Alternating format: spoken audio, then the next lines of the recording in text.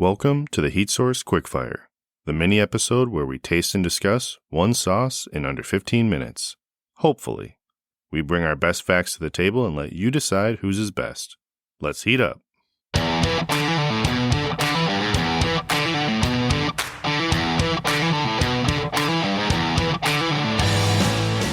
right, welcome to the Heat Source Quickfire, where we try hot sauces from companies that we've already had episodes on. We are doing a Mammoth Sauce Company sauce today, the Mad Jupiter. It's like the most classic looking hot sauce. It's orange. There's spices in there. There's little pepper seeds in there. Like when I think of hot sauce, this is what I picture. It's something where Angela's brother was asking me about, like, hey, what's like an exchange from Frank's, like the Frank's and Tabasco, things like that. But what's one of the sauces that we could do comparable to it? And it was something where I'm like, okay, well, I'm trying to think of color, and this is the closest color. Now, this one is supposed to be a hotter sauce than his Whiz Wit, which we've already tried. We've already almost burned through the whole bottle. But this is one that it looks classic hot sauce. Yep. So the Red Jupiter, some base ingredients, red Savina peppers, garlic, and lime are the main components of this. And that's really the combination that Steve was wanting to combine into this sauce. It's something where he talks about how the sauce goes on anything. It's very much more versatile than the Whiz Wit. The Whiz Wit I've found goes on a lot, but it's usually a what would you put peppers and onions in, and that sauce is going to go with it. Yeah. Just a little bit. I put it on a brat. It was amazing. Yeah. But this is put it on your breakfast, put it on your sandwich, put it in, your mac and cheese. I'm assuming this will be a mac and cheese sauce for sure. I don't see why it wouldn't be. Yeah, I was telling someone the other day about how you don't know what mac and cheese looks like without Frank's in it. So anyway, we're going to open this up. Just a quick description on the bottle. Hotter than a habanero, our red Savina hot sauce delivers a punch, followed by the sweet yet spicy earthiness of garlic and topped off with a bright citrus lime kick. That's worded really well. Yeah. It sucks you in. This sauce is vegan. Shake well before enjoying and refrigerate after opening. So, the ASMR shake of the bottle. Yep. Usually it's you doing that. So I feel weird. Ooh. Hold on. I don't know if I can get to capture that again, but that was a good sound. Hold on. Nope. Didn't do it the second time. That sounded great. Whoa. I could smell that like down here. Could you? I don't smell it yet. I'm excited. So it's are you prepared for the fact off? Are you feeling confident? So I feel good. But I felt better before you were starting to talk smack about how you feel really good about this one. I just think it's fun. I feel good about the next one that we're not going to do today. I feel really, really good with that one. This one is... I have a couple that I want to choose from. I like it, but the more I think about it, it's decently lame. So we're going to try it, and before we do the fact off, I have some facts about this sauce that are not my facts. It's just some information, some backstory behind the naming of this sauce. But if you smell this sauce... Garlic forward. Yeah. Smell the garlic. All right, ready? Yep. Ooh. That is so good. I get the lime. Yeah, the lime. So I initially get the pepper. The garlic is through the whole thing for me. And then, the lime at the end. It's like it captioned it perfectly. That's like the Savina taste. That's a dangerous... I'm not as familiar with Savina peppers either. And I feel like this isn't the first Savina pepper we've had, I don't think. I don't think so. I can't remember what the other one was. But also, this is a dangerous one because it's a very quick pour that you could just smother something on this and just lose half your bottle in a good way. I feel like I would have thought this if you hadn't said it. Mac and cheese. Yeah, this is a mac and cheese one for sure. It's a good mac and cheese sauce. Like, we talked about the barbecue food truck on the last episode we recorded. Yeah, that's happening. They make good mac and cheese. Yeah. Just saying. Yeah, last hot sauce is going on the brisket. This one's going on the mac and cheese. Yeah, there'll be a two for post. Before we get into our fact off, I don't know the dates, check the post for the details, but I know that this is another sauce that Steve at Mammoth and we are also planning to do a giveaway where if you follow both of us, every time you tag someone up to three tags, you get an entry into... You're wiping hot sauce on the tablecloth. Sorry. You get an entry into getting a free bottle of the Mad Jupiter, which I have to call out myself on the Whiz Wit episode. I kept saying Red Jupiter. I kept saying it. It makes sense. And no Jupiter's one, a little you didn't bit correct red. me because we didn't know. But then I look down and see Mad Jupiter and go. It's one of those things Darn. like I knew what you meant, so I think I heard the right thing. And he also talked about he has a Red Reaper sauce that he Okay. makes. So he's like, if you were seeing that, the red and the mad, you also are seeing a red sauce with red pepper tusks from Yeah. the Mammoth. Yeah. Which we definitely deep dove into Mammoth on his episode. That was very informative. I had the post on Sunday of the Mammoth being uncovered in New Mexico, I think it was. Yeah. With the song No Diggity. He appreciated that. And I was like, it was a punny post anyway, because it was like, don't have to do any digging to find our episode. But this is one that the reason the name Mad Jupiter, it was actually named by his 4-year-old. Okay. So the sauce was the same color as the red spot on Jupiter, and he said it was mad or angry because it was spicy. So he said Mad Jupiter. There you go. Simple as can be, great name. Right. I like it. But again, it's one of those where like if you try to find the origins and figure out like what was he thinking behind the sauce, like behind the name, like what's the motivation. I actually did a search for Mad Jupiter to see if that was like a common phrase, because Whizwit, it's a common phrase when you're ordering a cheesesteak. I was like, okay, what's Mad Jupiter? What am I missing? I was like, is Jupiter a Norse god that was traditionally mad? Was Jupiter the planet? Was it volatile or something? Like, I'm just like, what? Just named by his son, which is cool. When he did the explanation, I'm like, it makes perfect sense to me if my son Mason told me. Yeah. So the sauce is getting hotter. It does build. It's a high 2, low 3 for me. So I'm not going to go through the whole breakdown of the scoring that I'm doing, but appearance for me is a 10 because it's just that traditional red. I'm just talking about, I'm going to say that right now. Yeah. And just to go over the heat level, we have a 0 to 5 scale. 0 is obviously no heat. 5 is bad pain. 4 is good pain. 3 is you're reacting, you're sweating, you're runny nose, like you're definitely having a reaction. 2 is an elevated heat and 1 is a mild heat. This one, it's hard because it's building, but I would almost put it at a 2. It doesn't help that we did just try a sauce earlier today that was one of the hotter habanero sauces we've tried. Yeah, right. But I would put it at a 2. Yeah, it's a heavy 2 for me. Yeah, 2+ would be good. But the flavor is great. It's a simple flavor. Like he talked about 3 ingredients of what you're going to expect in this sauce, and it delivered on it. You've got the pepper, you've got the garlic, you've got the lime. I'm trying to think of any type of taco or Mexican dish I could put this on, any breakfast burrito. Like this is it'd be a good breakfast sauce. Truly like a versatile. Yeah. I would smother this on nachos. Like scrambled eggs would be really good on. Scrambled eggs, breakfast burrito. Yep. If you pair this and his Whizwit in a breakfast burrito, that'd be a really good pairing. Right. Man, that is good. So do you want to come in with your fact because you're feeling pretty confident? The more I think about it, and now that it's time to do or die, I feel like I'm going to die here. But so it's kind of a stretch, but I think that's part of what's fun for us is adjacent to. So there is no rule that your fact cannot be disqualified for going too obscure. If it made sense to you on your journey to this fact, yeah, it's allowed. So basically anything's allowed. Okay. Like you could literally be like, I was looking up the fact and my wife said the bottle looked like X, Y, and Z, so I went down that way. Yeah. Counts. Yeah. Okay. Because I know I'm going to have one of those down the line where it's going to be like, okay, there's no reason that this is related to Michael J. Fox. Be like, hear me out. Right. Hear me out. Like there's a reason behind it. That's funny. All right. So mine, a synonym for the word mad is, what would you say? Angry? Angry. Yeah. So one of my favorite movie scenes of all time is from The Waterboy when the professor, Colonel Sanders, is talking about what makes alligators mad or angry. Okay. And he says the medulla oblongata, which is wrong because it's the amygdala that controls like anger, jealousy, aggression.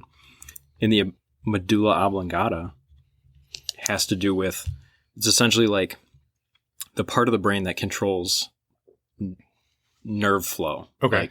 Like signals through the nerves to the rest of the body. Okay. So it's like they got that way. The amygdala does? Yeah, the amygdala. The amygdala controls like anger, jealousy, aggression. Okay. That's emotion. Like, would the amygdala like affect where you can keep emotions in check and things like that? Yeah. So like the way to think about it is it's Amy G. Dalla if you spell it out. Man. And you just think Amy G. Dalla is a very emotional girl. So the amygdala controls emotions. Okay. So it's like the movie got that wrong, but medulla oblongata Yeah. is way funnier than amygdala. Oh yeah, it's a funnier term for sure. Like even with that, it's like it's still funnier to do the other way. But I just remember in high school psychology, we're learning about the brain, and I had a moment like that in the movie when he's like, "All right, what controls emotion?" I'm like, "The medulla oblongata." He's like, "No, it's the amygdala," and I'm just thinking like, "You're wrong." Everything I've been told is a lie. Waterboy says, you know. So Yeah. like I had that moment of like a little bit of anger, like, "No, you're wrong. The movie said this." But like, sir, according to Billy Madison, this is the true fact of this, and it's like maybe we should stop basing it on Adam Sandler movies. No, it's fine. I think we're going to be fine.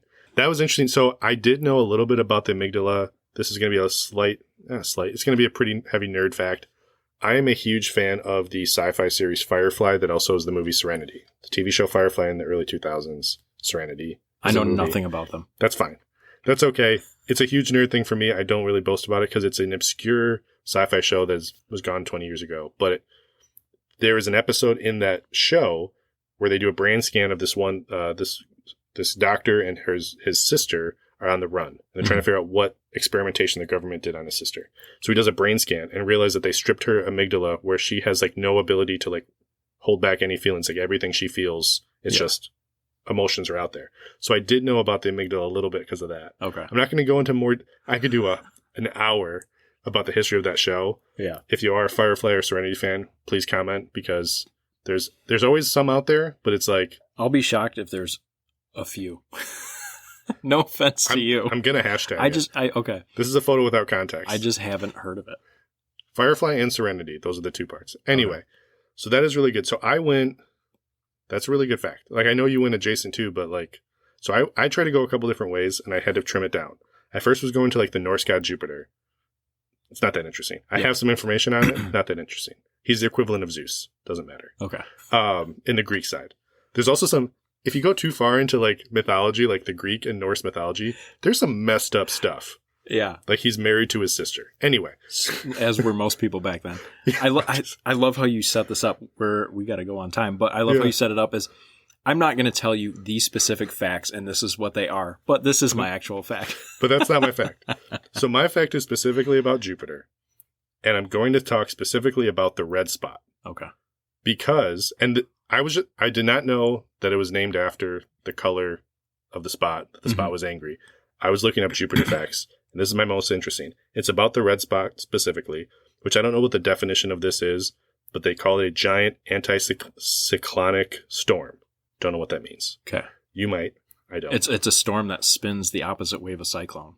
I think That's it? Yeah. That sounds way fancier. A cyclone, I think, So it's just spins, it's like a reverse toilet in Australia when you flush it versus where just we are. spins the other direction. There's cyclone and anticyclone. So like, yeah, that's less impressive, but Still awesome. So it was discovered. It's been around before that, but it was discovered by us 350 years ago plus. Yeah. Since it was discovered back then, like 17th century, I think, at that point, it has shrunk to 1/2 of its original size when it was discovered. The storm has? The storm has. Really? And I didn't know that. even You with won. shrinking down half, it is still 3 times the size of Earth. That's crazy. Yeah. Okay, you won. Yes. I I concede. I have some other Jupiter facts, but most of it is just about the vast size. Yeah. This is not my fact, and I'm sorry again for adding another thing. But I also get into so I didn't know Jupiter does technically have rings. They're just so hard to see. Yeah, they're very thin. It's like particle dust. Yeah. Yeah. I thought that was kind of cool because I'm like, you think of Saturn. Right. So also, I'll keep you guys up to date on this because I know you're going to be dying to hear about this. Certain times of the year, specifically, I believe it was like last August, September, there's certain times when you can see the rings of Saturn with like a pair of binoculars. It's the 4th brightest item in the solar system. Is it? I have that fact. Oh my gosh. I feel bad. I only went with one fact, which I knew off the top of my head. I didn't even look it up. Sun, Moon, and Venus are the 3 other brightest. I didn't do. I thought we were supposed to pick one fact. Now I feel like I slacked. The red spot's the only fact that counts in the vote. In the vote, you have to please stricken all other facts from the record. That's funny. It is just that, but yeah, But the you red can spot is interesting to me. Yeah, you can see Jupiter. You can't see the spot very well, but you can look at Saturn with binoculars. Okay. And see the rings. Like you look at it and you're like, "There's rings." Yeah. And I have pictures on my cell phone with just a camera phone of Saturn with the rings. Like at certain times of the year when the sky is perfectly clear and it's close enough in orbit. Yeah. And yeah, it's just like, by gosh, there's rings with my cell phone. You know? Yeah, I always want to do some viewing. I know there was a meteor shower just like last week or 2 weeks ago. Missed it. It was like 2 a.m. So it's like, I'm not going to. But I have a good, like our backyard looks out over like farmland. So like I have a clear spot. Nice and dark. And the sky was actually going to be clear enough for it. But let's get into the score of what we had. Again, it's a 100-point scale. Anything above 50, we definitely recommend you buy. Above 75 is a rotation in our kitchen. Below 50, still recommend that you should still try it. We're not going to go out of our way to have you try it. Below 25, not for us, but maybe it's for you. The nicest way we can put it. You say it so nicely. I just don't like talking bad. We've never had anything close to below 25. No, not on the show, but I know of one that We're going to try some just to balance the scale. We're going to try some just to be like trying to find a positive thing in something that we know is not good. Yeah. I have a moonshine hot sauce that I'm very worried is going to be in that sub 25. Yeah. There's one I know of that's a solid 17, and I tried my hardest to make it higher than 17. The scale, we feel good with our scoring for how we do it. It's not something that's universally, we'd say everybody would I can definitively say it's none of our listeners. Yeah. So if you're out there, it's not you. No. And I do know of stuff from that company that I love. So yeah. Just not that hot So it's sauce. like, hey, go out and buy this from them, not the other thing. Yeah. So this is a pretty high one for me because I just like the simplicity, how versatile it is. Mm-hmm. I gave this an 86. Ooh. Yeah. I went 71. Yeah. Which I love it. It's good. It definitely creeps up on the heat on the back end. It's really hot, yeah. But I would put this on so many things. Yeah. And it's something where this kind of proves a point where I think my other highest one of my other high ones was some of those more complex sauces that have a bunch of layers of flavor and all this extra stuff. Mm-hmm. This one, for, the simplicity of what it has. If you love garlic, give that one a shot.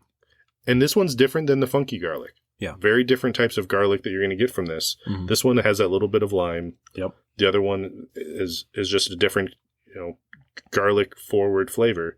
But I just really like this sauce. Yeah, it's a good one. All right, leave a comment. You don't have to leave a comment, but you should. Leave a comment and let us know whose facts. The fact that officially is the fact for each of us. Confirm that Matt won that one. Going forward, I will try to eliminate all other facts I find so I don't get bold and start going off on all the things. But you leave a comment, definitely let us know if there's anything you want us to try. Be sure to check out the post coming up about Mammoth Sauce Company's giveaway for a bottle of your own Mad Jupiter. If I could, I would also participate in trying to get that, but I won't. But definitely check that out. And then also, before you go, just know that Jupiter can hold 318 Earths in its planet. Anyway, thanks, guys, and we will talk to you next time. Thanks. Thanks, guys.